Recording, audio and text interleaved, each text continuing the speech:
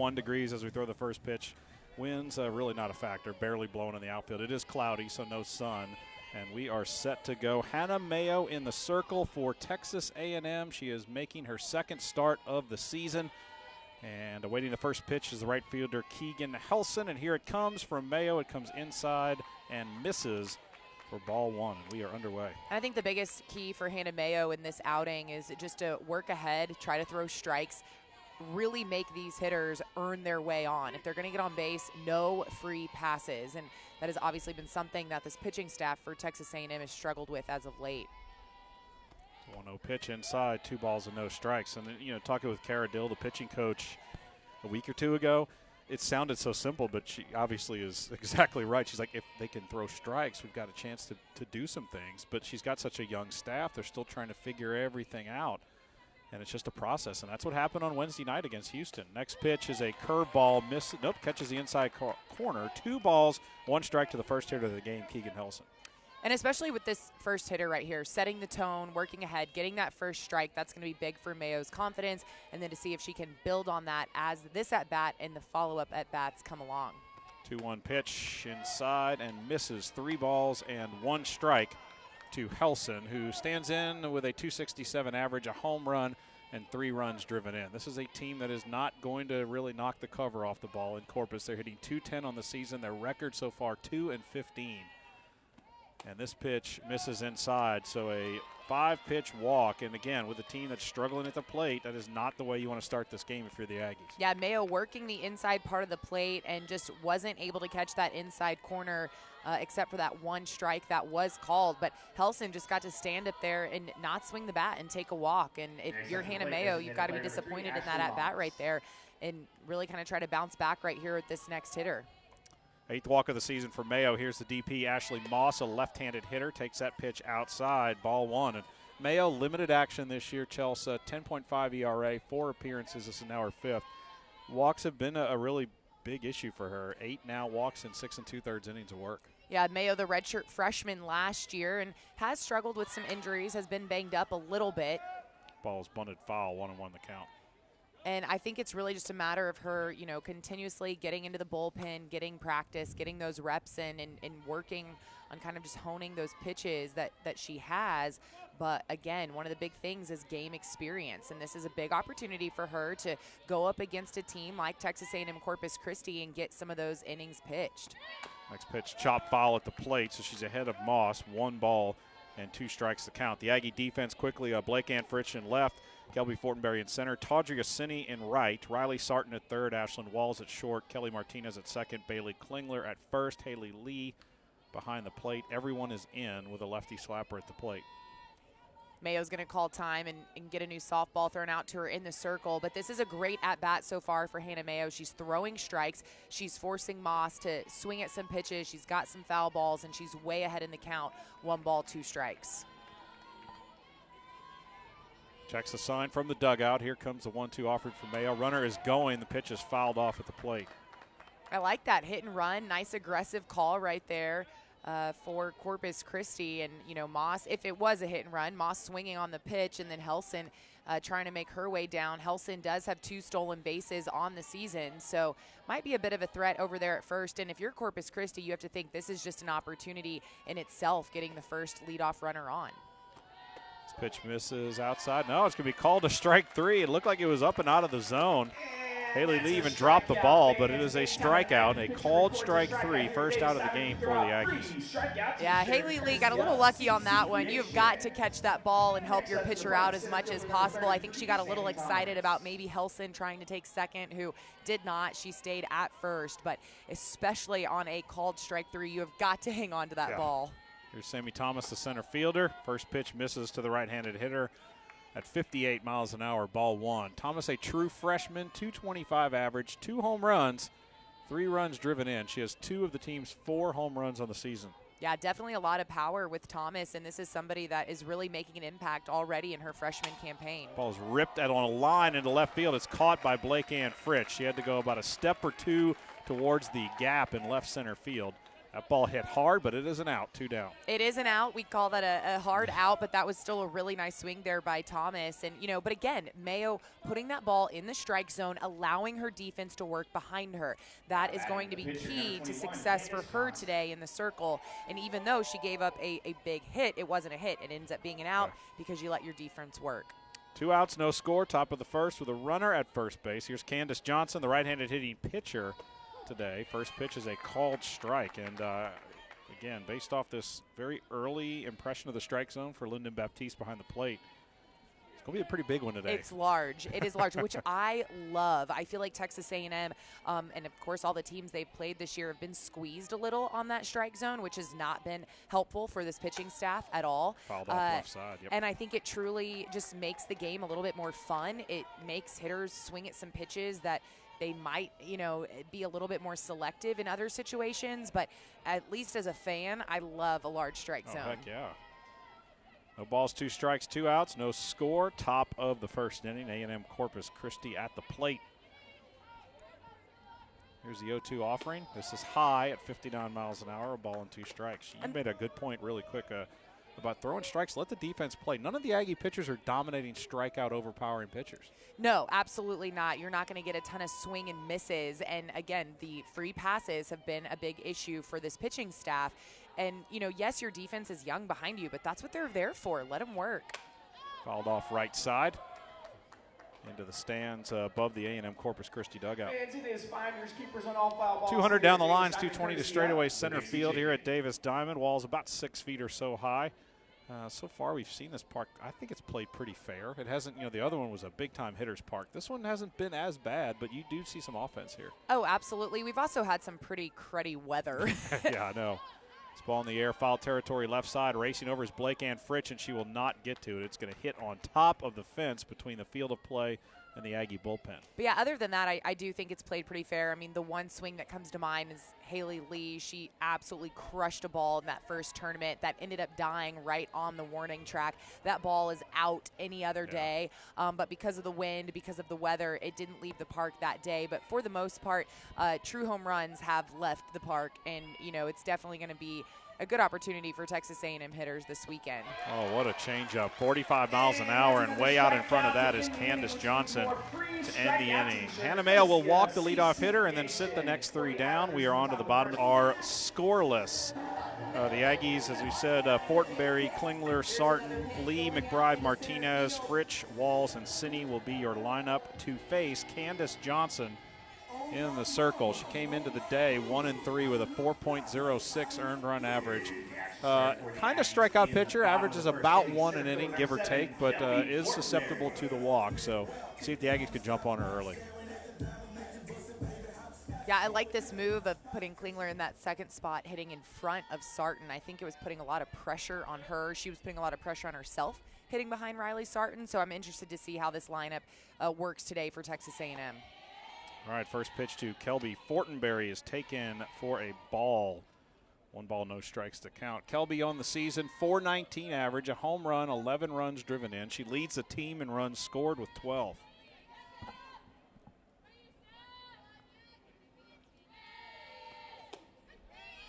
Her ball inside, 2 balls, no strikes to the left-handed hitting Fortenberry. Fortenberry, such a fun hitter to watch, and I encourage all young softball players to just really take note of her ability to do so much in the batter's box. And she can hit for power, she can lay down a bunt, she can slap from the left side, and even if you're a right-handed hitter, she is such a fun hitter to watch because she's so selective as well. And already working this count to 3 balls, no strikes, your job as the leadoff hitter is to get on base. It doesn't matter how, it doesn't have to be pretty, you just need to get on base. Way high, a 4-pitch walk from Candace Johnson, and the Aggies have a lot of speed at first base to start this game. Yeah, this is a great opportunity for Texas A&M to get things moving right off the bat. It'll be interesting to see if Coach Evans decides to sack bunt Bailey Klingler here, one of their big power hitters, but everyone needs to be able to lay down a bunt in this lineup, and you want to get a runner into scoring position as soon as possible. So here's a Bailey Klingler, freshman, right-handed hitting first baseman. We are scoreless in the bottom of the first inning. And the first pitch to Klingler is a called strike on the inside corner. And Klingler probably taking all the way on that one Yeah. after 4 straight pitches to Kelby Fortenberry. Klingler, again, still trying to get adjusted to college. We know this kid for sure can hit. 220 average, no home runs, 8 runs driven in on the year. Outfield about a step or two deeper than normal for Corpus. It's a pitch. That ball is ripped into left field. It is off the very top of the wall. Fortenberry racing into third. Klingler sliding into second, grabs the bag with her left hand. And a great start for this game for Texas A&M. This is such a great piece of hitting by Bailey Klingler. She takes something in the zone and just absolutely rips this ball right off the middle of the left field wall. Great base running by Kelby Fortenberry to recognize that that ball was over Silvis's head in left field, got all the way to third easily. And then Klingler with a great slide at second base, realized that that throw was going to be pretty close, went into the opposite side of the bag of where the second baseman was standing to apply the tag, and just did a really nice job of sliding in for the double. Here's Riley Sarton, the All-American third baseman. The senior takes a strike on the outside part of the plate. Riley on the year, 421 average, 5 home runs, and 12 RBI. Both totals lead the team. No score, second and third, nobody out for the Aggies. Infield is in for A&M Corpus Christi.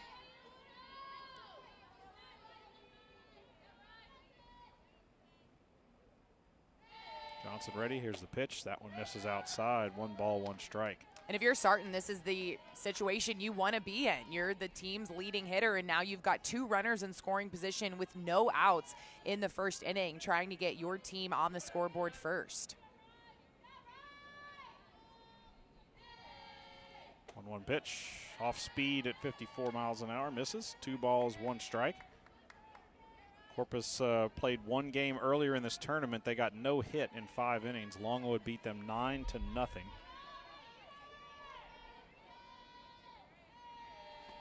This pitch fouled off onto the net in front of us, evening the count, 2 balls and 2 strikes.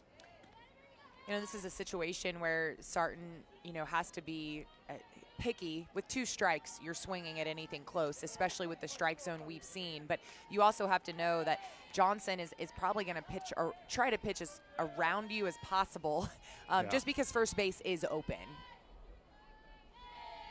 2 offering. That one misses low. Looked like a drop ball on the outer part of the plate. Full count to Sarton. 2 on, nobody out for the Aggies. No score here in the bottom of the first.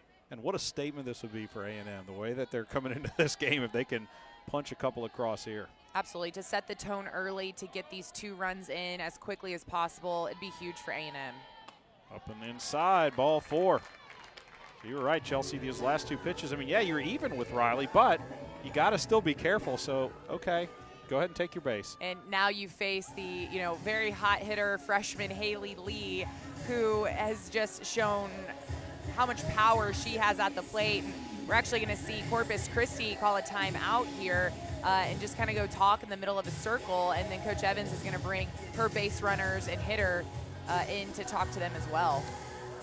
I believe this is the head coach, Blake Miller. Quick little visit in and out just to talk to his team. Now, I think, too, at Texas A&M, Chelsea, bases loaded, nobody out. You got to watch that you don't overpress here. Absolutely. And Haley Lee, these are kind of the situations I think she thrives on, and she wants to be in these situations. But as a freshman, she also tends to press a little bit in these situations, might go after a pitch that's not quite in the zone, maybe tries to, hit that home run ball instead of just getting a base hit. And that's what I'm sure Coach Evans is telling her right now. Hey, kid, we just need something in the green. We just need a base hit. Let's get 1 run in and keep it moving from there. Even a sac fly in this situation would be perfect for Texas A&M. Nobody out, bases loaded. No score in the bottom of the first inning. The freshman catcher stands in from the right side. The first pitch is in the air behind second base. Racing in is the center fielder, and caught there Sammy Thomas about a step or 2 from the edge of the grass. So a huge first out for A&M Corpus Christi there. And that's exactly what you don't want. I like the aggressiveness of swinging at the first pitch, but it better be perfect in that situation, especially with the walks that Johnson has already issued. And Lee just trying a little bit too hard on that one, popped it up, got under it, and it was way too shallow for Fortenberry to try to tag and get home on. Bases loaded, 1 out now. Peyton McBride, the left-handed hitting designated player, stands in from the left side. First pitch, misses low, ball 1. Peyton this year, Chelsea, 382 average, third on the team with a home run and 8 RBI, and we knew she was a good hitter. It's great to see it come through. Yeah, she has been so impressive, and especially with the load that she's taken on in the circle, and to be able to kind of separate her pitching game from her hitting game has really just shown how mature she has gotten, which she's always done a good job of, but especially here in her junior season, you can really see that neither one affects the other. Yeah, exactly. That next pitch misses, so now 2 balls and no strikes to count to Peyton McBride. So Candace Johnson's got to watch herself here. Hitters count, outfield straightaway depth, infield in the middle is back to try to get 2. This pitch is a nice one, and it catches the outside corner at 55 miles an hour. 2 balls, 1 strike to count. Yeah, good pitch right there by Johnson, but, you know, I like Peyton McBride laying off of that one. It wasn't a great pitch for her to hit, and she still has 2 strikes to work with here. Working quickly is Johnson, 2-1 offering. Same spot but down a tad and misses, 3-1 the count. And now you do have to be really careful if you're Candace Johnson in the circle, because you don't want to just walk this run in. But anything in McBride's wheelhouse, you got to be worried she's going to take that into the gap as well. So you want to strike right here, but you want to keep it on a corner. All right, big pitch here. 3 balls, 1 strike the count. Here it comes. Nice pitch in on the hands, and it catches the corner. Full count, exactly where you said to put it. Yeah, and an ideal pitch right there. Nice job of Johnson executing. Again, if you're McBride, that's okay. You still have another strike to work with. Go ahead and be picky in that situation, and I like her not swinging at that pitch. So full count, 1 out. Here's the pitch to McBride. Ground ball right side, second baseman charging, underhand flip to second. They'll get 1 out. It's Rivas to Sambaluri covering. Run will score for Texas A&M. So the Aggies take a 1-0 lead, but 2 outs now in the inning. Yeah, and I think if you're Rivas, you need to charge that ball a little bit more and maybe try to see if you can get Sarton to kind of get in your way and make that happen. She waited on it, and that way it kind of took the double play ball out of play. Good job by McBride to run it out and make sure that that wasn't an option. And ultimately, good job for Texas A&M. You got that first run across. So 2 outs, runners at the corners, and Kelly Martinez, the transfer, stands in from the right side. She'll take the first pitch for a ball.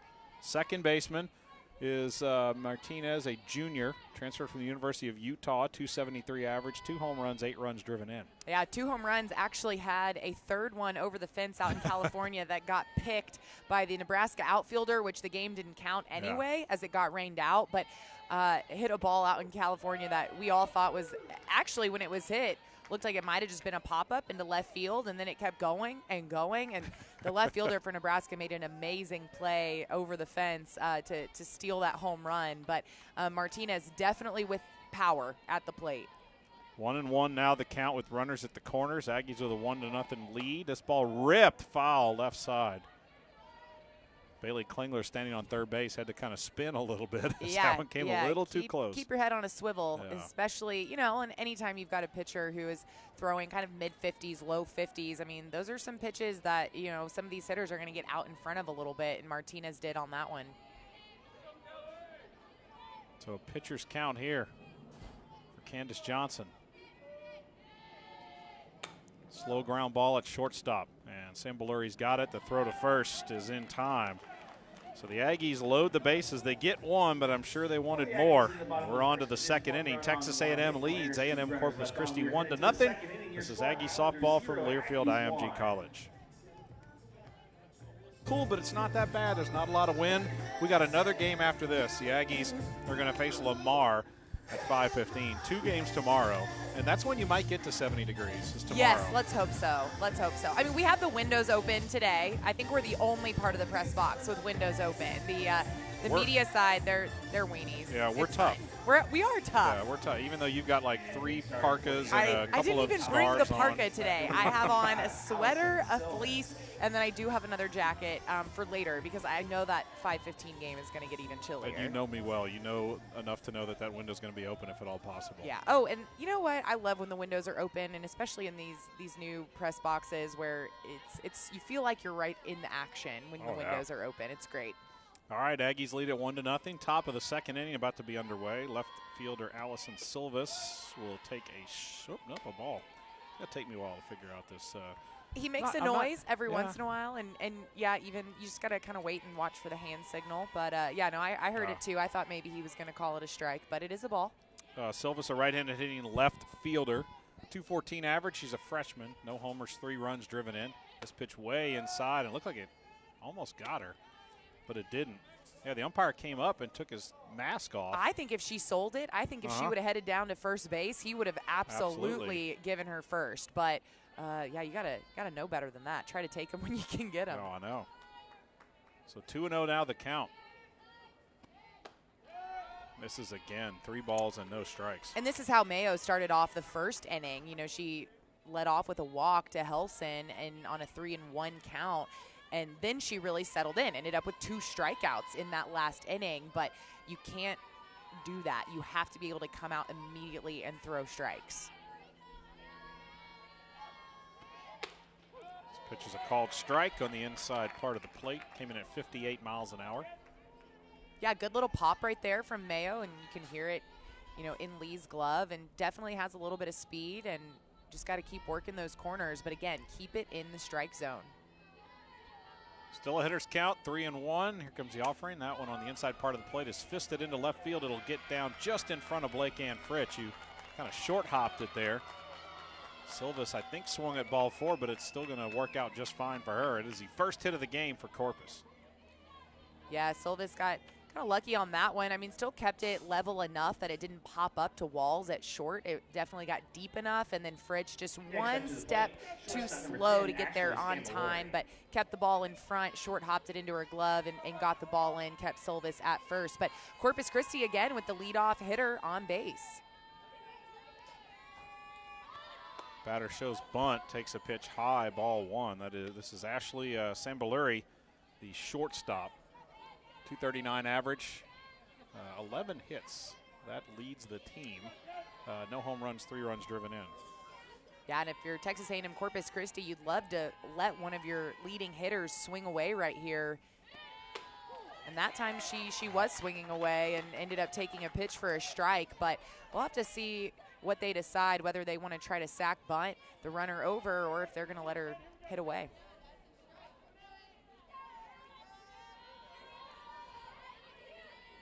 So 1-1 the count to Sambaluri, the shortstop. This pitch is off the end of the bat to the right side. Nice one-handed glove by the second baseman, Kelly Martinez, ranging towards the bag at first, and she will throw her out for the first out of the inning. Moving to second on the play is Silvas. Yeah, nice job by Sambaluri. Still advanced the runner, did your job, was able to get Silvas over to second base in scoring position. A nice play there by Kelly Martinez. That ball was inside, and she kind of got her hands inside out, and that's why it went over to the right side of the field. Martinez, who's kind of shaded over towards second base, was able to make that adjustment, still get to the ball in time, and get the out at first. So 1 out, 1-0 Aggies here in the second inning. Here is Samantha Burke, the right-handed hitting first baseman. She will take a strike. Burke is a freshman as well, 200 average. Not a lot of action, 2 for 10 at the plate so far in the young season.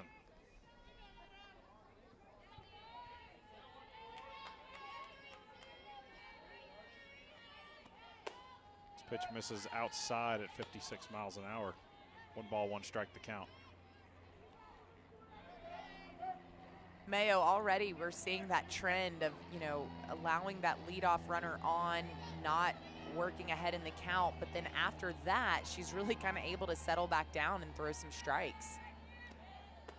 Change up, and it floats right over the plate. That's a nice one. 1 ball, 2 strikes to count to Samantha Burke. Really pretty off-speed pitch there by Hannah Mayo. Lee was actually set up on the outside part of the plate, and you could see her glove. It came back inside, but it was in the strike zone regardless. And when you're throwing it at that much of a different speed, as long as it's a strike and you can get that call, it's a good pitch. 1-2 pitch, strike 3. Went outside off the plate, came in pretty hard. And that is 3 strikeouts for Hannah Mayo. And when you can throw that changeup for a strike, it completely sets up the next pitch, even if it's not for a strike. when you're throwing 58 miles an hour after that, and you've got it in that hitter's head that they're not really sure what to expect, you become so much more dangerous as a pitcher. 2 outs. Here's Emily Vela, the third baseman.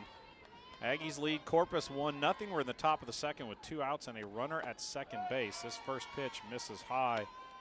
Ball 1. Vela, a junior, a 176 hitter with 1 RBI on the year. I think this is a big out for Texas A&M. You would love to lead off the next inning with the 9-hole hitter coming up to bat instead of the top of the order for Corpus Christi. This one off the end of the bat. Foul. 1 ball, 1 strike. Vela, a transfer from UNLV. 37 starts out in the Mountain West. So this is an experienced kid here getting her feet underneath her here on this Corpus roster. Again, Corpus 2-15 on the season. As we go through the broadcast, we'll kind of go through their schedule. They have not shied away from competition, that's for sure. Called strike on the inner half, and Mayo is a strike away from getting out of this inning. As I mentioned, Mayo settling in after giving up that leadoff hit, was behind in the count, 3 balls and 1 strike, has gotten a ground ball and a strikeout out, so really doing a nice job here. Pitch outside, 2 balls, 2 strikes the count. Corpus has had the lead runner reach both innings so far, but Mayo's been able to work around it. Silvas, the left fielder, is out at second base. She singled to lead off this inning. 2 balls, 2 strikes to count. The pitch from Hannah Mayo, fouled off left side, off the facing of the Aggie dugout. A week from now, it will be SEC play looming as LSU will have packed up the bus or plane or whatever and headed to College Station. Whatever they're taking to get here. Yeah, it's crazy to think of how quickly it's gone, but at the same time, we've played a lot of softball this past month. Swing and a miss, strike 3. 4 strikeouts in one. Again, that is softball to 90561 for your chance to win, courtesy of your Texas Ford dealers.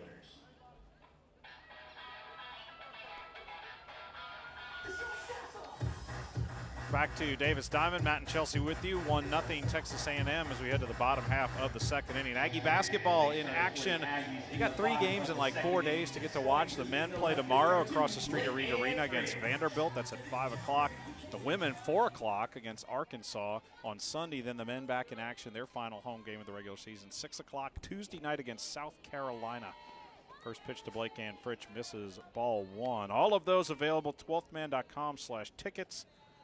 Women with a big victory last night. They might have secured themselves an NCAA host site in a couple of weeks. Yeah, huge win on the road against Kentucky and solidified the 3rd seed or 3rd spot in the SEC. And so they'll be the 3rd seed in the SEC tournament as well. Blake Ann Fritch takes a strike. 1-1 the count to the junior. 200 average. 5 runs scored on the season for Blake Ann. This will be her 8th start of 2019. Pitch up and off of the glove of the catcher, Wenadell, 2 balls and a strike. You mentioned a lot of softball, 16th game of the season for Texas A&M. Yeah. It seems like it just started last week. But it seems like it just started, but at the same time, it feels like it's the only thing I've been doing for the last few weeks. But, I mean, it's been awesome, and it's been a lot of fun getting to broadcast the games here and then also travel as well. Blake Ann Fritch goes opposite field into left for a single. That is the 2nd hit of the game for the Aggies. Yeah, and that's a great hit by Blake Ann Fritch. And, she's a kid that I think all of her teammates and the coaches included really love to see her succeed. She works so hard, and she's been such a big part of this program in kind of an accessory role. And so for her to be able to step in and get the start and then be able to get a base hit right there, I don't care who you're playing. I mean, that's a really nice job right there by Fritch. Here's a left-handed hitting shortstop, Ashlyn Walls. And she will take a strike on the outer half. No balls and a strike. The count, Walls 235 average, no home runs, 5 runs driven in, 2 stolen bases. Corpus brings the infield in a bit with some speed at the plate. She's got a little bit of pop as well. She has a triple on the season. Flashes bunt, misses The ball misses, excuse me. 1 ball, 1 strike, the count. Yeah, she does have a little bit of power, and, you know, she has definitely shown it on the season, but I would love to see Walls lay down a bunt right here. Make this defense work, get them moving, put Fritsch in motion, and, you know, try to get her, obviously, to second, but maybe get yourself to first safely. Fouls that one off. Again, kind of a slap at it there.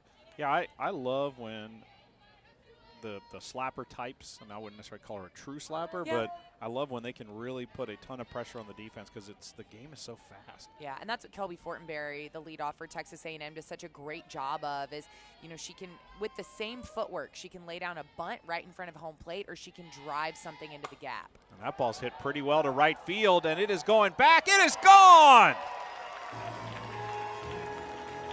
Ashlyn Walls to right center field, clears the fence. That is her first home run as an Aggie, and Texas A&M leads it 3-0. Ashlyn Walls. Forget the bunt, Matt. Yeah. What was I talking about? I didn't hear you say bunt. Yeah, no. Go ahead, swing away. Yeah. See how far you can hit it. Ashlyn Walls, wow. I mean, we said she had a little bit of power. That was a lot of power. Absolutely crushed that ball over the right field wall. And, man, that's got to be a huge confidence booster for her and the rest of this team. You know, they had bases loaded there in the first inning, got one across, but really kind of a disappointing outing right there. And so for Walls to be able to come in and do that, get 2 runs on the board immediately for the Aggies, great job there by the sophomore, excuse me. That's the 14th home run of the season for Texas A&M, and a big one. And if you were with us in the pregame, you heard Jo Evans. I asked her about some of the new kids and who she's been really impressed with. That's the first name she mentioned. Yep. And really, she talked about her for defensive purposes. She's made the routine plays. She's done a great job of filling that hole at shortstop that Kristen Koyas left when she graduated last year. But right there, showing the offensive power. First pitch to the left-handed hitting Tawdria Sinney, misses inside, ball 1. Yeah, we talked with Jo before the season for our television broadcasts, and you know, we talked about Walls, and she said, you know, we're working to just make sure she can make those routine plays. If you make the routine plays, you're going to make 90-95% of those things you need to make. And so far, like you said, as this pitch is fouled off, she's done a great job over there at short. It is hard to play shortstop at this level in college. It is, and you know, she's coming from UTSA, a smaller school, and not in a big Power 5 conference. And so for her to be able to step in, and it's going to be a little bit of a wake-up call, I think, when they enter SEC play, but for her to be able to perform this well right off the bat for Texas A&M, I mean, that's what the Aggies needed. 2-1 now the count to Tawdria Sinney, the right fielder, the freshman, hitting 200 with an RBI and 2 stolen bases. This is one of those kids that you knew with what the roster was coming into the spring would have a lot of chances to sort of make an impact. And she laces this one into left field, down the line, base hit, and it gets under the glove of Silvis all the way to the fence. Sinney racing for third. She is there, standing up. So a single and a 2-base error, and the Aggies keep it rolling here in the second. I really thought she might have a chance to get all the way around, but Silvis, although making the error, did a nice job of getting that ball as quickly as possible once it got into the corner. I think because it went straight down the line, it didn't kick off into the left field corner. That is the only reason that Sinney is at third base and did not get well, not a home run, but didn't end up scoring on that play. So, but hey, put the ball in play, make something happen, put pressure on the defense. That's what Sinney did. That's the 4th hit of the game. The Aggies with a 3-0 lead. Kelby Fortenberry back to the plate. She takes the ball. Man, I tell you what, the 2 lefties, really, they're all lefties. These 3 in this inning. Blake Ann Fritsch goes opposite field. Ashlyn Walls hits the homer, and then Tawdria Sinney goes opposite field. That ball ripped by Kelby Fortenberry off the glove of a diving shortstop, Sambalori. It's into left field and rolls into foul territory, and that will allow Fortenberry to go to second. Scoring on the play is Tawdria Sinney, 4-0 Texas A&M. And Matt, we talk about it. You put the ball in play, you put pressure on the defense, you make things happen. And that's what Fortenberry did right there. Sam Belluri just unfortunately couldn't come up with that ball in the way it kicked. Fortenberry, great base running, able to get all the way to second. And will be scored a double. That ball hit pretty hard with Sam Belluri diving into the hole there. So the Aggies turning it on in this inning. First pitch to Bailey Klingler misses, ball 1. But again, that's another left-handed hitter going opposite field. I think when you can go opposite field, I know part of it depends on where the pitch is, but it really shows how locked in you are at the plate. Yeah, and that's where pitchers are going to live on most left-handed hitters. They love to go to the outside part of the plate, force them to try to go opposite, and I think that's something that honestly Texas A&M has done a nice job the last few years, is their left-handed hitters able to go to left field and shortstop and third. And you want to, because if you've got the speed from the left side, you want to put the ball over there, so the throw has to be farther to first base. This ball misses outside. 3-0 now the count to Klingler. She is 1 for 1 in the game with a double.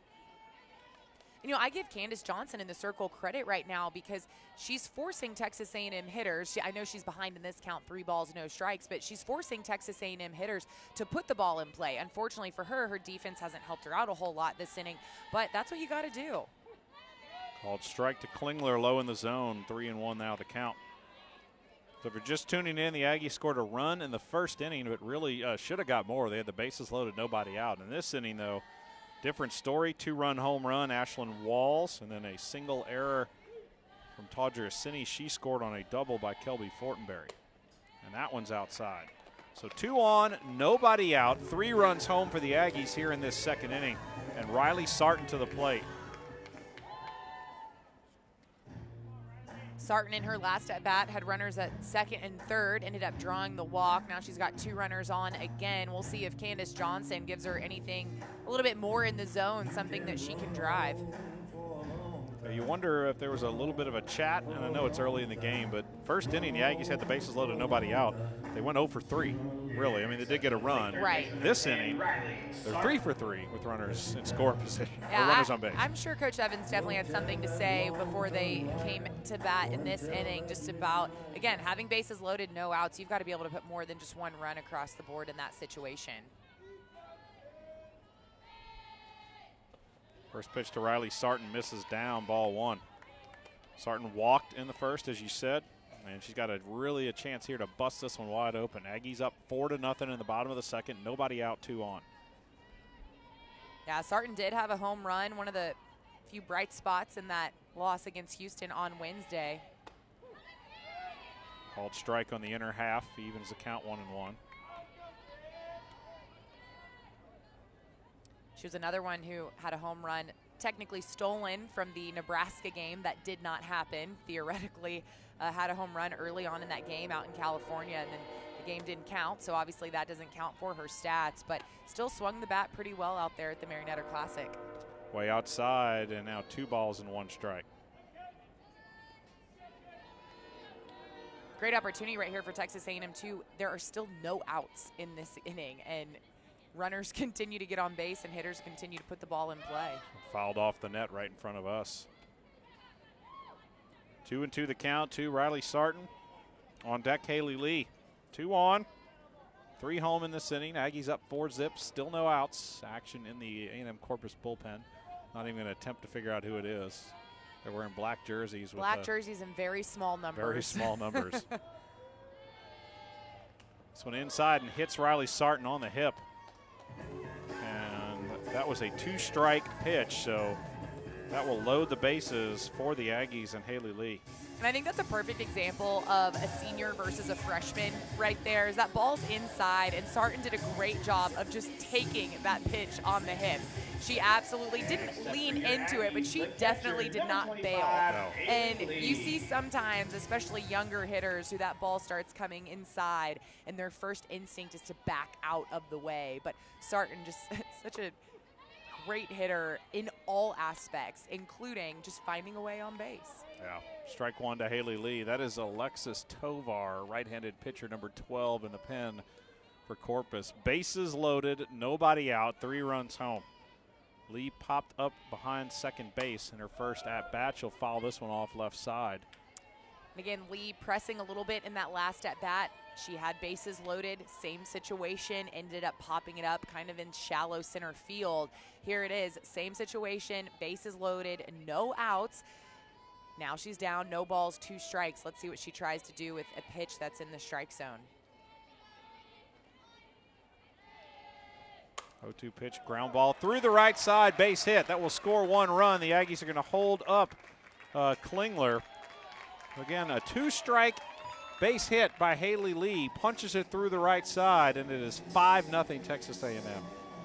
And Candace Johnson almost did Haley Lee a favor by putting that ball in the strike zone, but somewhere where she couldn't just drive it and crush it. And because it was so far outside, Lee's only option was to kind of just punch at it. But what that did was that made her kind of take everything in, control the bat a little bit more, not take such a big swing, and it ended up paying off with a base hit. Here's Peyton McBride, called strike on the outside part of the plate. This is the 8th hitter to the plate for the Aggies in the inning. There is still nobody out. 5-0 Aggies, 4 runs home in the frame.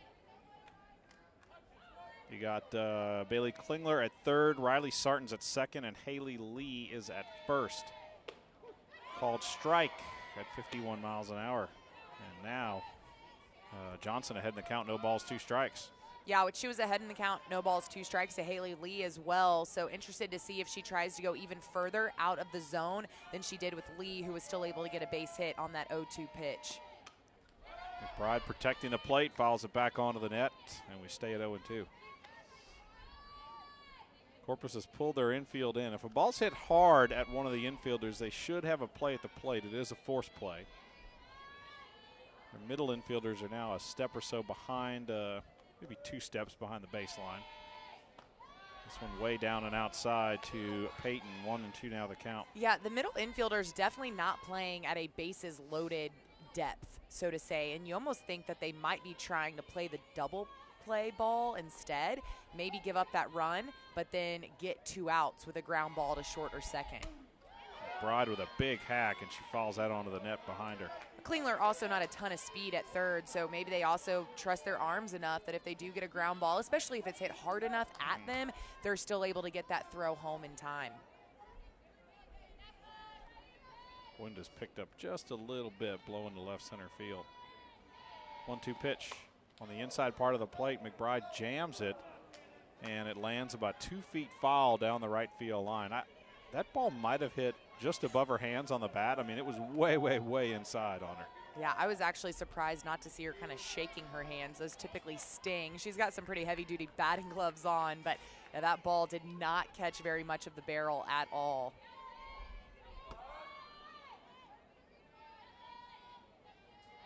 One-two pitch. Bounces in, gets away from the catcher. Coming home is Klingler. She will slide in safe. No throw home. And it's 6-0 Texas A&M on the wild pitch.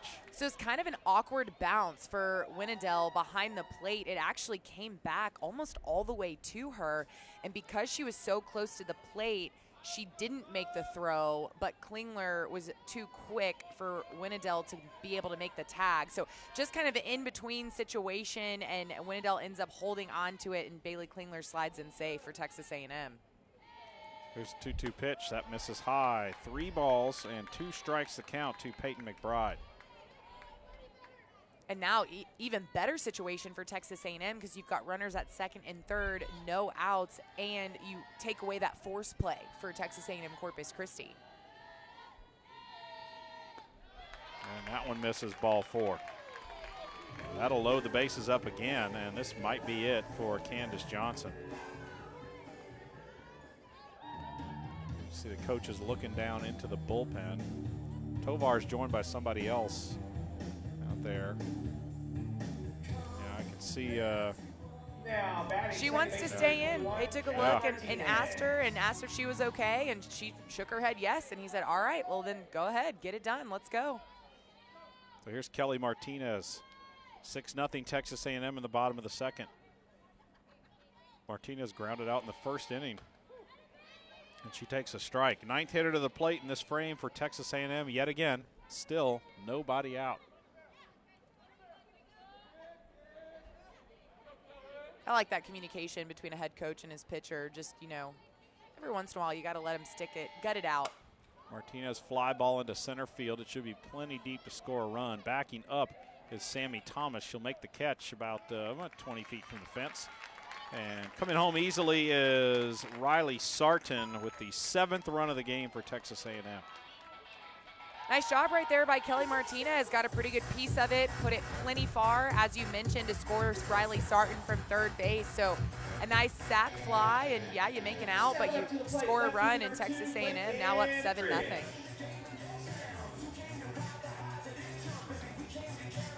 Time call. Joe Evans is going to go talk with the home plate umpire, Lyndon Baptiste. Should get a pinch runner here. This will be Maddie Yatzlau is going to go run at second base for Haley Lee, the catcher. Yatzlau, a freshman. And this has really been her role so far this season. A couple at-bats, but really first runner off the base, off the bench, a lot of speed. Yeah, a lot of speed. Really aggressive base runner. Out in California, completely blew through a Coach Evans stop signal and tried to kind of stop herself. Ended up luckily not tripping and falling. Did score the run, but had everyone in the stands kind of chuckling because it was a very obvious, her head was down running so hard that she completely missed the sign from Coach Evans to stay at third base. Scored the run regardless, but a ton of speed and just a fun kid to be around too. Brings a lot of personality to this team. 1-0 pitch to Blake Ann Fritsch is a called strike that evens it up 1-1. She led off this inning with a base hit to left field. 7 runs, 6 hits, no errors for the Aggies, no runs, a hit, and an error for Corpus. 1 out, and runners at first and second here in the second inning for the Aggies. Fritsch hits it off the chest of the pitcher, and everybody's safe. And we'll check on Candace Johnson to see if she's all right. Yeah, she took that one right off the left shoulder, kind of upper chest area, and Fritsch completely tattooed that ball, and you're going to see her come out of the circle right now and talk to Coach Miller as they check her out. And that one just came back in, and yeah, she's going to come out of the game, get a crowd from the crowd. That did, I think it hit her either right on the shoulder or just to the left of the shoulder, but to see her walk, a right-handed pitcher, she is, yeah. No record yet, 8.40 earned run average. This is her 11th appearance of the year. 18 innings, 22 earned runs, 12 walks, 10 strikeouts. She's hitting 346. Opponents are hitting 346 against her. Next up to the plate, shortstop number 20, Ashlyn Walls.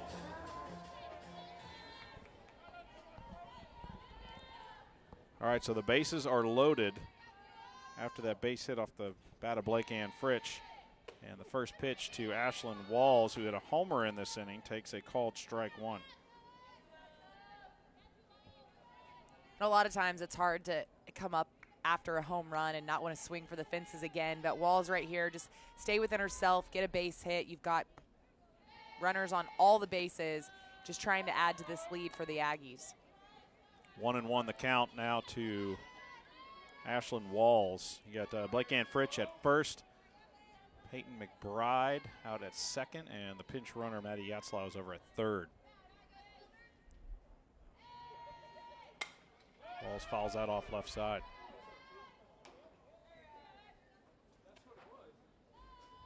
You know, we talked about the left-handed hitters for this Texas A&M team. Matt just doing a really nice job being able to go with those outside pitches. That's actually where I think one area of Walls is hitting that she needs to work on a little bit. Even the home run we saw was something she pulled to the right side. Yeah, way outside there, 2-2 the count.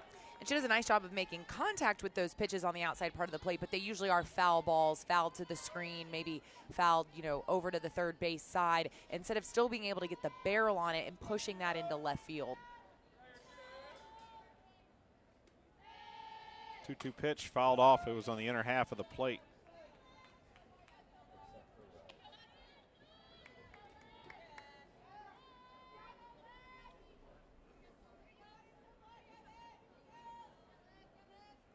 Still just 1 out for Texas A&M. Plenty of time to do more damage here in the second inning. 11th hitter to the plate for the Aggies in this inning. 6 runs are across. Bases are loaded. Pitch misses down and out, and now the count's full to Ashlyn Walls. And Tovar's got to work right here to no free passes. Don't walk in that run there at third base. Try to put something in the strike zone for Ashlyn Walls to take a piece of. Allow your defense to work behind you. Payoff pitch to Walls. Fouls that one off. Bit of a change up, Yeah. 45 miles an hour, and she's able to stay alive. Yeah, gutsy off-speed pitch right there. Looked like it was in the strike zone. Wall's able to get a piece of it.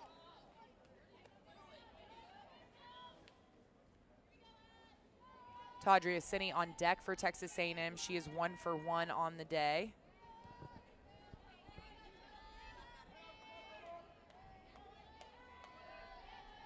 Another payoff pitch to Walls. Swings and fouls it into the glove of the catcher, and that is a strikeout. First strikeout by any Texas A&M hitter today. 2 outs now in the second. A nice job there by Tovar to Next up, right fielder number 1. continue Tadria working Cini. through that at bat. I mean, she was risking walking in a run right there and instead ends up with the strikeout.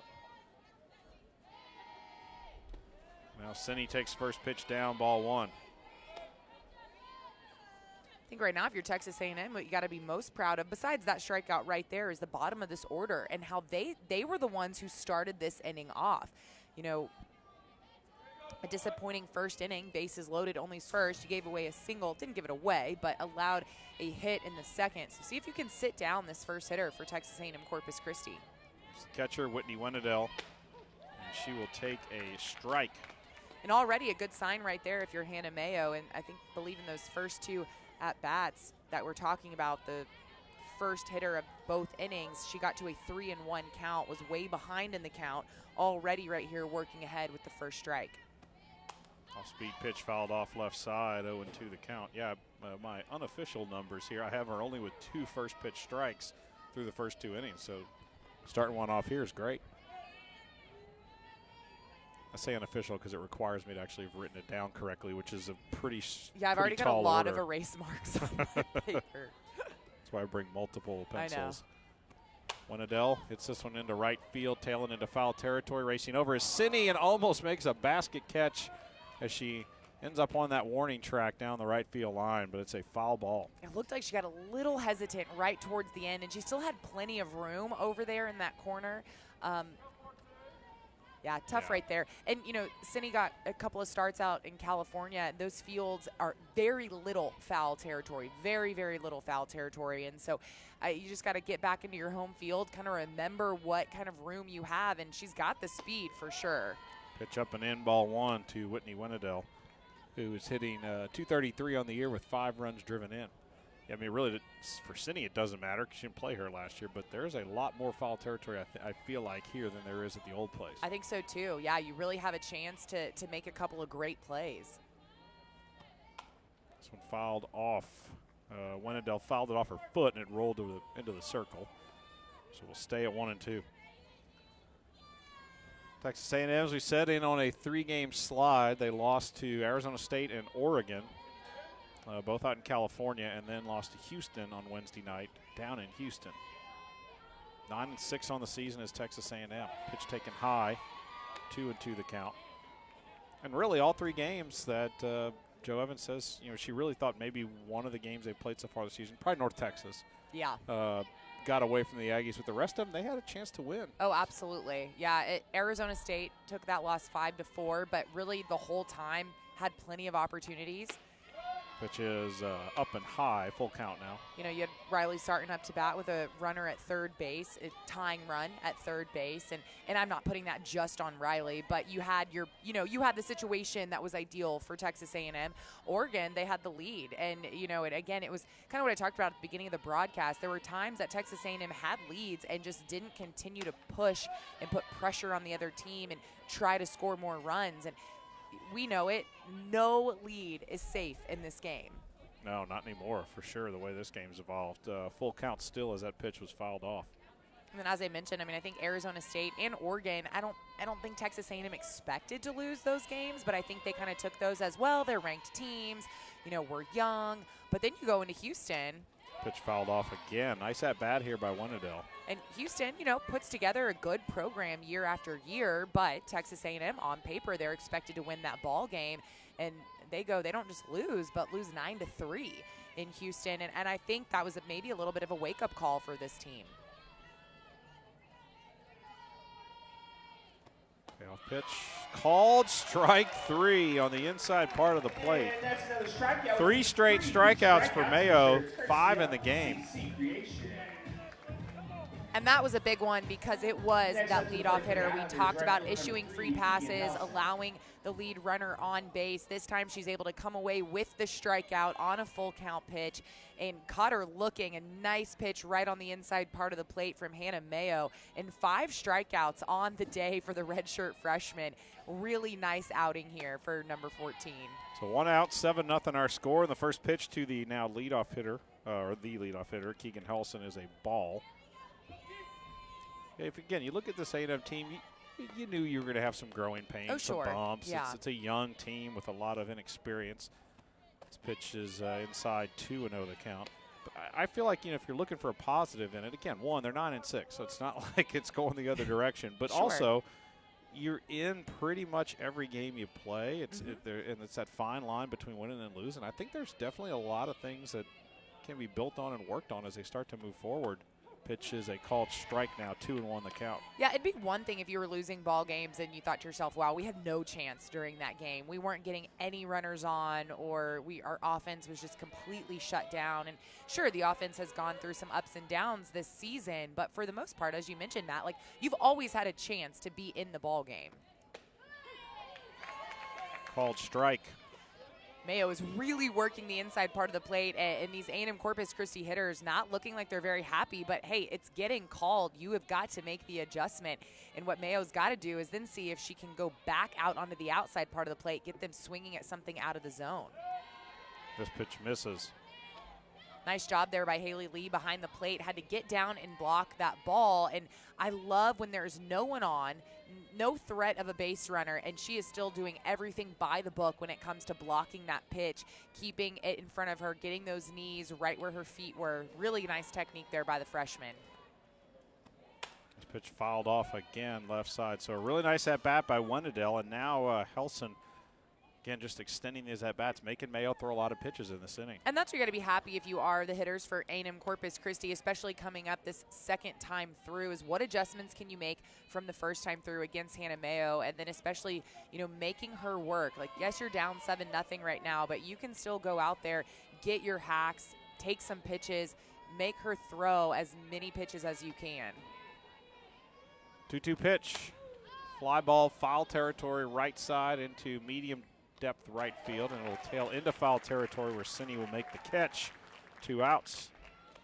I like that adjustment right there by Tadria Cindy. We just talked about how she was not able to get to a foul ball. Well, she got to it, but went off of her glove earlier in this inning, and how she kind of looked like she hesitated a little bit, maybe thought she was running out of room. That time, realized where she was on the field, did a nice job. It was obviously a little bit easier, too. She was coming in on that ball, but getting all the way there, calling off Kelly Martinez, who was also going for that, taking control and getting the out.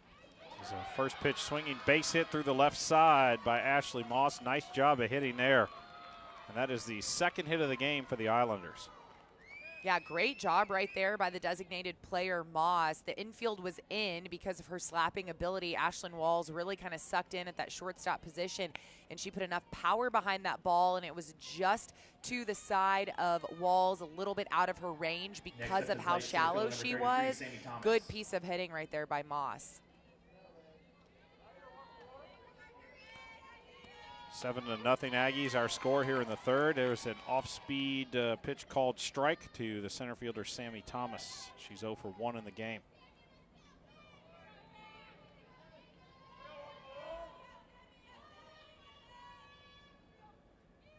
Tomorrow, the Aggies will get Lamar again at 12:15, Longwood at 3 o'clock, and then they'll play Corpus again on Sunday at 12:15. And as we said, SEC plays Lumen. A&M's got, I think it's UTA midweek, and then it's LSU Friday night. And that's why this is such an important tournament for Texas A&M. You've got to get wins where you can, and you've got 5 right now in your grasp before you start SEC play. You're at home. You're getting back into your comfort zone.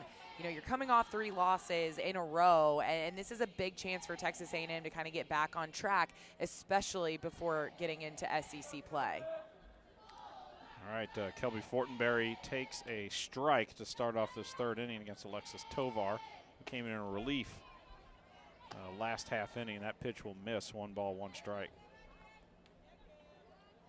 Yeah, it was unfortunate to see Candace Johnson leave the game because she was hit with a hit back up the middle. But I think we were going to see Tovar pretty soon anyway, especially if things continued as they did. Pitch misses high. 2 balls and a strike. Fortenberry walked and scored in the first, doubled and scored and drove in a run in the last half inning. The Aggies sent 12 batters to the plate in the second inning. They scored 6 runs as we sit 7-0 A&M in the third.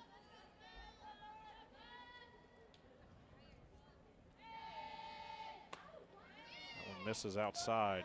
3-1 now to count.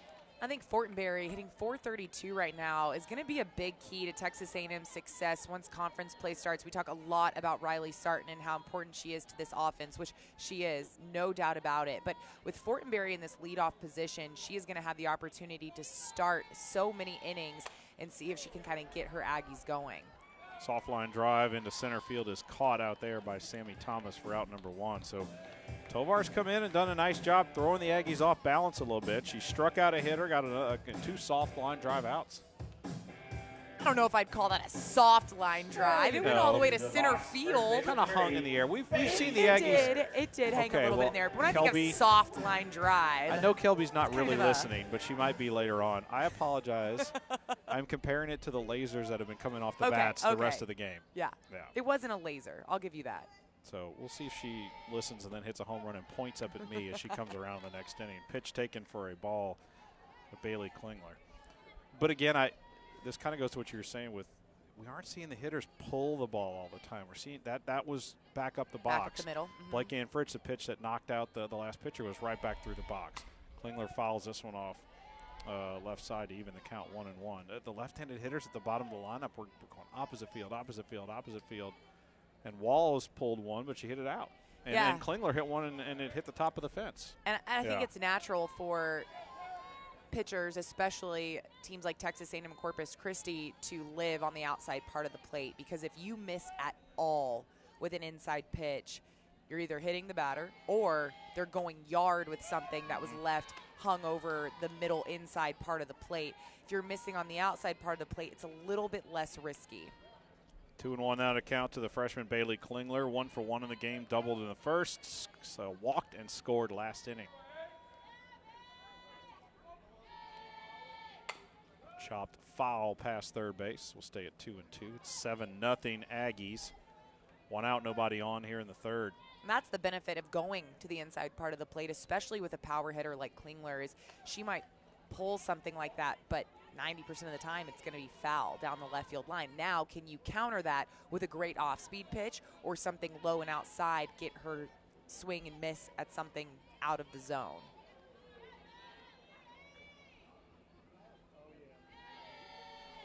Pitch, slow roller up the middle, just under the glove of a diving shortstop and into center field. And Klingler 2 for 2.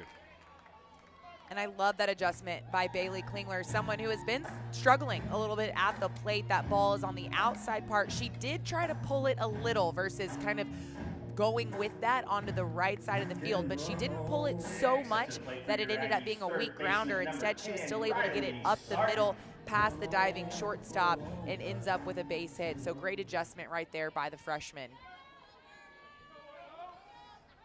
1 out, 1 on. Riley Sarton to the plate.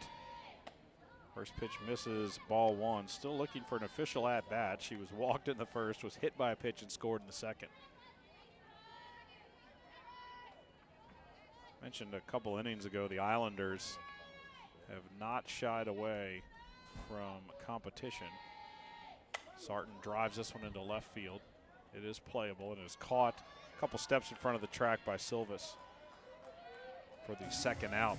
They're 2-15 are the Islanders as they step in, but they went to Lafayette, Louisiana. They played ULL twice. They played Cal out there. They had a tournament in Southeast Louisiana. Missouri State's usually pretty good and an NCAA-esque team. And then they just hosted a home tournament where they played Wisconsin, a Big Ten team, 3 times. So they do not shy away from tough competition. They've got this one with the Aggies. They've got the Texas Longhorns on the schedule later on in the year as well. So it's a tough ride here for Corpus in the Southland Conference, outside of their Southland Conference schedule. Yeah, it is tough, but with teams like this, sometimes you gotta suck it up and you gotta play that tough schedule ahead of conference games because they truly do make you so much better. You have to be careful that you don't get too down on yourself, especially when you're taking that many losses. But if you can take something from every game and lessons learned and making adjustments here and there, there's a lot of wins even in a loss as long as you're doing it the right way and learning from that. And I'm sure that's the message that, Coach Miller has to his team after losses like that. 2-0 the count to Haley Lee with 2 outs and a runner at first. Pitch misses, 3-0. This, what's interesting about this tournament too is these guys and Lamar are in the same conference, so they get a look at each other. I should know, but I don't. I don't know if they play each other this weekend, but I know they play each other in about 2 or 3 weeks in league play. But, conference opponents getting a look at each other. This pitch misses outside, a 4-pitch walk to Haley Lee. Let's see here, I've got the tourney schedule here. Yeah, they're going to play tomorrow morning. Very interesting to go ahead and get a look at one of your conference opponents early on. The Aggies designated player number 5, Peyton McBride. Well, it was a little interesting because Lamar was originally in this tournament, then was not in this tournament. Just kidding. Just kidding. Things got canceled at Creighton, so we are going to come back. And so, it's just been a little over a week that this got redone all over again. But for Texas A&M, they were happy to allow Lamar to come back and be in this tournament because they needed the extra games. They lost 2 games out there in California with the rain out to Nebraska and UCLA. And then, just being able to add some more games to the schedule, it's always good. Pitch taken high by Peyton McBride. 1-1 now the count to the Aggie designated player. And, that's a game that was originally counting into A&M's count of total number of games. Then it fell off the schedule when Lamar dropped. Now it's back on, but the Aggies are still too short. And I know Joe Evans is looking to try to fill that hole, the 2 games they missed in Cali. And really, when you're in the SEC, anything you can do to help your non-conference resume and schedule, you will take it. Yeah, you've got to take as many wins as you can because SEC play becomes so tough. And, Texas A&M, they'll battle. They'll fight through conference play, no doubt about it. But it is going to be tough during those SEC series to be able to come away with 1 win sometimes in a weekend. 1-2 the count to Peyton McBride. Nice pitch, just misses off the plate. 2-2 the count, 2 outs, 2 on for the Aggies here in the third. They lead at 7-zip. It's interesting because we are up above, so it's kind of hard to tell the height of some of these pitches, but I feel like the strike zone has maybe gotten a little bit smaller than it was at the beginning of the game. That was a really nice pitch right there by Tovar, but just missed on the outside part of the strike zone. Off-speed pitch. McBride swings and fouls it into the catcher's glove, and that will do it for the Aggies in the third. They do not score. They leave 2 on, and we are on to the 4th inning. 7-0 Texas A&M. This is Aggie softball from Learfield IMG College. Was the only SEC team that got to do that last year, and it was still, kind of under construction. So now that it's completely done, I'm sure that you're going to have a lot of hype coming from the visiting teams here as well this season. Okay, so here's the poll. The NFCA Top 25 poll. Here are the 4 SEC teams coming to town. So get your tickets now. Number 3, Florida. Number 6, Alabama. Number 10, LSU. And number 14, Arkansas.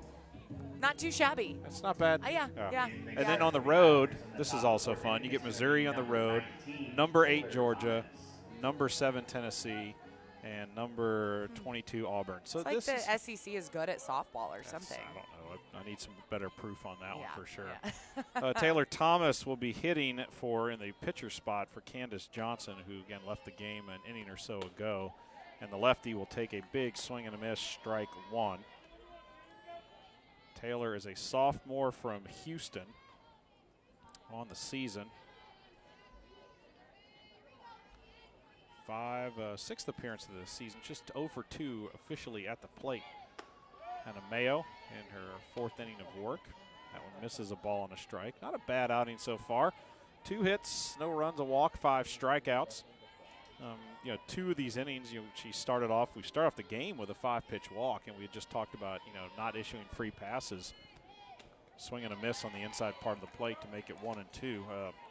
It was kind of the bugaboo for the Aggies in the last week and a half, but she's really settled in nicely. That's the only walk she's issued all game.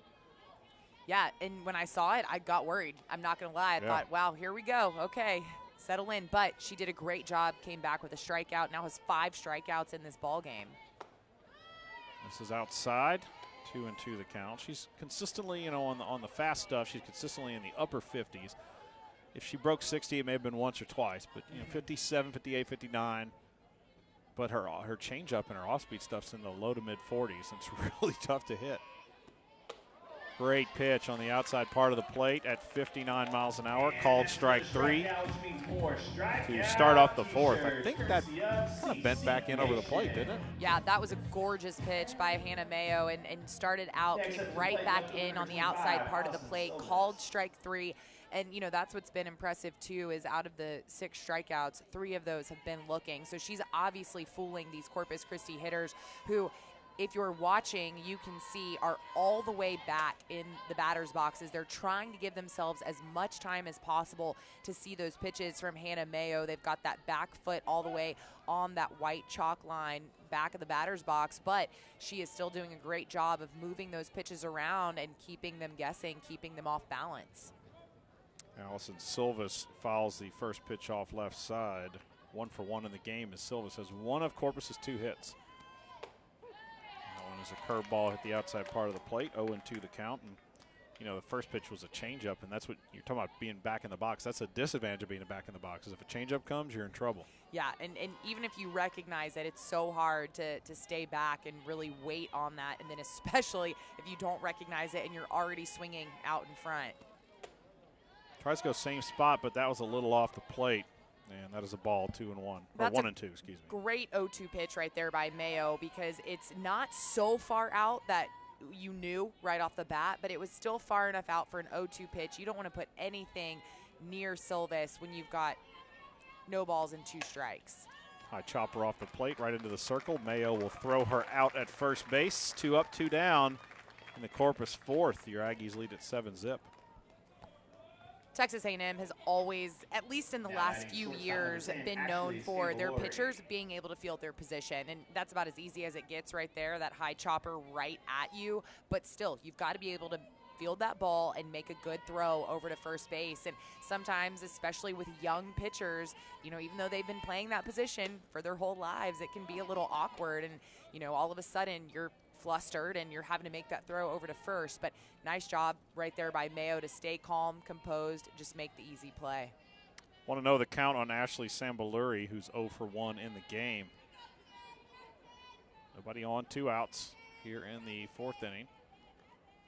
Mayo finally gets the sign and throws a 46-mile-an-hour changeup in there for a strike. 1-1 the count. I love Haley Lee on that pitch right there. She was set up kind of outside part of the plate. That ball comes inside and low, and she still makes an effort to frame that ball, allow the umpire to get a good look, and because of that, she gets a called strike for her pitcher. Chopped at third base, Riley Sarton with her. And this year, 10th appearance, has started 6 games. 0-6, 11.28 earned run average for her. And again, these numbers are very inflated, but as we said, this is a team that's 2-15 on the year, and they've played some relatively tough competition, so they've definitely taken their lumps. Now, a bunch of those runs came in that first weekend against Louisiana Lafayette. Yeah, Smith spent her freshman season at Harding University and then transferred to Navarro College, where she played for a season, and then transferred as a junior to Texas A&M Corpus Christi, where she's obviously been since. Kelly Martinez, the second baseman, takes a pitch low, ball 1. She is 0 for 1 officially, has a sac fly RBI. Foul ball right side, evens the count at 1-1. It's nice to see her actually wearing the number she's supposed to be wearing, number 21, since she came so quickly. Yeah, Evan Roberts, SID for Texas A&M, kind of giving her a hard time every single game that they've traveled or played. Hey, Kelly, what number are you wearing today? And it's been 9, it's been 19, it's been 20, I think. I guess Walls is 20, so she wasn't wearing that. But it's been a little bit of everything. Fly ball into center field. Backing up on that is Sammy Thomas, and will make the catch about 2 steps from the wall. That ball traveled a little further than I thought it would off the bat. I think it traveled farther than Thomas thought it was going to as well. She kind of kept going. But that's the interesting thing with Kelly Martinez. That's what the ball looked like when we were out in California. And some of her swings have also, they get up in the air and they kind of look like they're just going to be normal pop-ups. And then all of a sudden they keep traveling. And so that one just short of the home run, but still a nice contact right there by Martinez, just a little bit under it. Like Ann Fritsch, who's 2 for 2 in the game, tries to push bunt there and misses strike one. It's 7-0 Aggies, bottom of the fourth, one out, nobody on. We've talked about the success that these left-handed hitters have had for Texas A&M today, putting that ball into left field, kind of through that 5-6 gap, but we haven't seen a true bunt laid down, so. Slap foul down the third base line. I would like, now obviously with no balls and 2 strikes, we probably won't see Fritsch try to lay down the bunt right here, but I still would love to see one of them try to bunt against this defense and just see, put that kind of pressure on them and see what happens.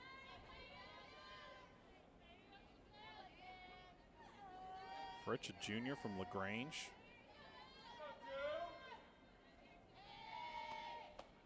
Pitch misses outside. This is a kid that was really a role player her first 2 years. Spots, very rare. I don't know about starts, maybe a couple here or there, but spot appearances, pinch running a lot, defensive subs late. But this year she's really got a chance to take hold of one of those outfield positions and run with it. Ground ball up the middle, off the pitcher again, took a funky hop, and that one got to the shortstop and then took another funky hop and into center field. So we'll just score that a base hit. It's going to be a base hit, but it went off about 5 different body parts and gloves before it actually reached center field. But a hard hit ball right there by Fritsch. Again, went off of Smith, went off of Sambaluri, and then into center field where Thomas finally was able to field it.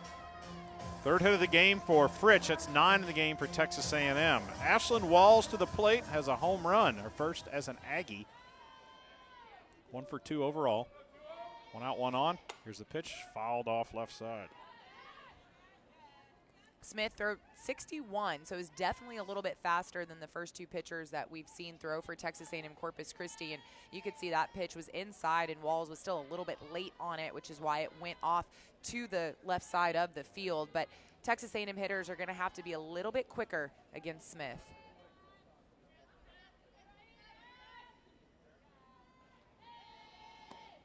Pitch taken for a ball. There goes Blake Ann Fritsch. She will slide in safe to the back and far side of the bag. And that is a big run, because if that comes across, then the Aggies can close this one out in the 5th. Well, Texas A&M Corpus Christi kind of falling asleep out there. Winnedell came up late when she finally realized that Fritsch was stealing, and then Rivas, who covered second, was also Smith barely got down in time for that throw not to hit her. And so if you're Texas A&M Corpus Christi, you cannot fall asleep on this Texas A&M team, no matter how much the score differential is right now. Ashlyn Walls swings and misses at a changeup. Count is 1-2 with the runner at second and 1 out. Here comes the next offering, another changeup that misses. And this, I think, is a scenario, Chelsea, you were talking about earlier, that foot on the gas pedal, have a team down, put them away. I guarantee you that's what Joe Evans is looking for right now in this third base coaching box. Especially after Texas A&M went scoreless in the 3rd inning. Ground ball right side by Walls. Nice backhand at first base by Burke. She'll step on the bag for out number 2. That'll move the runner to third base with 2 outs. It's a good play by Burke. Ground ball kind of in between first and second, and she doesn't give up on it. A lot of first basemen typically will see that ball to the right of them and assume it's going to be a second baseman's ball, but goes ahead, backhands it, and this is a freshman we're talking about, fielding her position, getting that out. It's a big out. Pitch taken for a ball by Taudria Cini. She is 1 for 2 in the game, singled in the 2nd, and then lined out in the 2nd. It was a soft line drive. I did actually mark that down as a soft one. That, you'll give me that one, right? That one was okay, a soft right. line drive because it stayed in the infield. Called strike on an off-speed pitch there. 1-1 the count to the left-handed hitting Cini. Yeah, Smith throwing a lot of different speeds right now. I've seen something as fast as 61, and I've seen something as slow as 39. So really doing a good job of. Chopped left side. Shortstop's got it. Throw across the diamonds, not in time, and a run will score. Infield single, Taudria Cini, and a big run for the Aggies. It's now 8-0. And that is why I like to see Cindy in the lineup, because she is so fast and she is able to do things like that. Put the ball in play, put it on the ground. It was fielded cleanly by Sam Belluri at shortstop, but because of the speed from Cindy, she easily, I shouldn't say easily, but she gets to first base in time, and there is that big 8th run that Texas A&M was looking for. Kelby Fortenberry takes a strike. Cindy, by the way, with the RBI, that's going to be number 2 on the young season. 10th hit of the game for Texas A&M. Change up and waiting on it and poking it through the left side is Fortenberry. And that is her her second hit of the game. So again, I'll tell you this. I mean, maybe not bad here or there, but I like the approach of the hitters today. I really do. I do too. I think you're right. There's maybe 1 or 2 times that I haven't been super impressed with just the pitch selection from the hitters who have decided to swing at certain things. But other than that, the offense looking really good for Texas A&M right now. And they needed this. They needed this to start the tournament off strong, to score these runs. I don't care who you're playing. You've still got to put balls in play. You've still got to get base hits. And that's the other thing is, Texas A&M Corpus Christi has 1 error on the day. Other than that, this has been all Texas A&M. They've got 11 hits on the day, and they have been earned hits. Bailey Klingler takes a ball low. She's been on base every time. 2 hits and a walk. This pitch misses outside. Now 2 balls and no strikes. And again, we just mentioned it. Keep your foot on the gas pedal. Okay, great. You got that 8th run. How about some more insurance here for your A&M?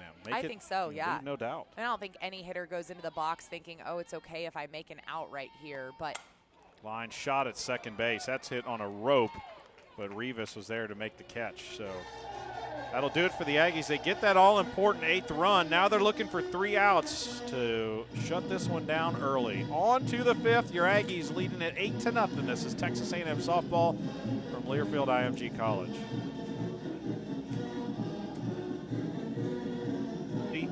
In town. You can also listen online, radioaggieland.com, 12thman.com as well. And then baseball gets TCU tomorrow night at 7, and then Sunday afternoon, Houston. So they will be back home for a series. They start SEC play a week after softball does. Oh, they get Vanderbilt. So, but it's here. So, just, again, so both of the diamond sports, man. I tell you what, the first pitch of the inning to Samantha Burke is a called strike from Hannah Mayo. The SEC schedule in softball, it rotates, so there's 8 series, and teams rotate on and off your schedule, I think in 3-year increments. And the way it was described to me by our coaches a year or 2 ago, change up into shallow left center field. Blake Ann Fritsch will make the catch for out 1. They said it's usually like a rotation. It ends up being hard, very difficult, and like ridiculous. Right. I mean, this is ridiculous year. Yeah, absolutely. You know, we talked about when Texas A&M made the move to the SEC, kind of what sports were affected the most. And, you know, softball at the Big 12 was good, but the SEC is just so tough. And it was definitely one of those sports, baseball also, that really saw a change in competition, at least in conference play. This one fouled off to the right side onto the concourse by Emily Vela. She's 0 for 1 in the game. Somebody can take that home, courtesy of the Dixie Chicken.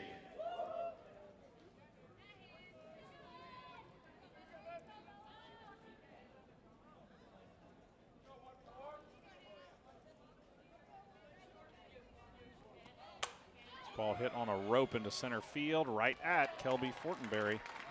2 outs for Hannah Mayo, who's looking for the complete game. And we've seen 2 hard-hit balls right now from Texas A&M Corpus Christi, which they've got to be happy about, making good contact. But if you're Hannah Mayo, that's okay. Keep the ball in the strike zone. Again, let the ball be hit. See what your defense can do behind you. Yes, 2 hard-hit balls, but 2 outs.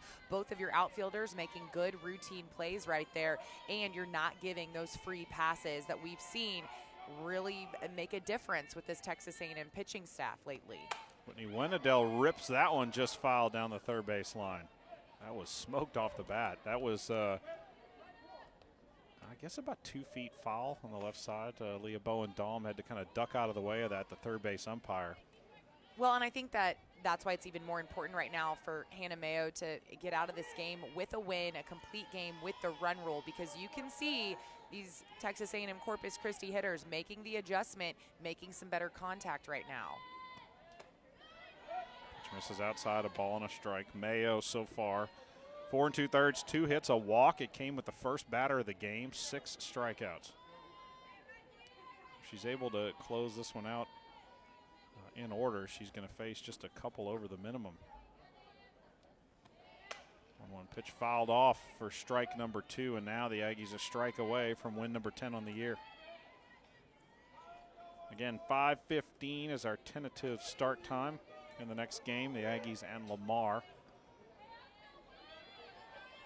I'm going to have to put my other jacket on. You want me to close the windows for you? No. You okay? Okay. I'm going to tough it out just for you and for the fans. It's a little cooler than I thought it was going to be today. Up and out of the zone, 2-2 the count. 53 degrees right now. Really, again, no wind. Very, very, very light, if anything. Could be worse. It was worse on the opening night. Oh, yes. Wind chill in the mid-20s. 100%. with unknown precipitation. Unknown. There was things falling out of the sky. Yeah. Ground ball at shortstop. This should do it. Ashlyn Walls across the diamond, and great performance by Hannah Mayo. And the Aggies win it 8-0 in 5 innings. We're going to take a break. We'll come back, wrap this up, get our final thoughts. That's when we return. Your Aggies are winners. This is Texas A&M softball from Learfield IMG College. How long is this, Harley? Texas Aggies. First pitch will be in approximately 30 minutes. Sure. And then we'll wrap the game up when we come back, and then we'll just give it to you. Perfect.